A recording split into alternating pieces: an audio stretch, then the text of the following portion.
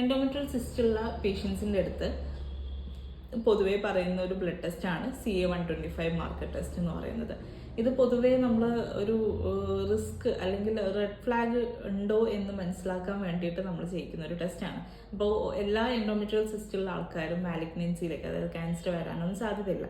പക്ഷേ early diagnosis എന്നുള്ള, അതായത് ഒരു പ്രിവെൻഷൻ അല്ലെങ്കിൽ പ്രിക്കോഷൻ ടൂൾ എന്നുള്ള രീതിയിൽ നമ്മൾ ബ്ലഡ് ചെക്ക് ചെയ്യാൻ വേണ്ടി കൊടുക്കും. അതിൽ ക്യാൻസർ ഉണ്ടോ എന്നുള്ളതല്ല, ഇൻഫ്ലമേഷൻ ചെറുതായിട്ടുണ്ടെങ്കിൽ കൂടെ, അല്ലെങ്കിൽ അത്യാവശ്യം നല്ല ഇൻഫ്ലമേഷൻ ഉണ്ടെങ്കിൽ CA-125 കുറച്ച് ഹൈ ആയിട്ട് തന്നെ ആയിരിക്കുക. പക്ഷേ എബോവ് 200 ഉള്ള കേസസിൽ നമ്മളതൊരു റെഡ് ഫ്ലാഗ് ആയിട്ട് കാണും.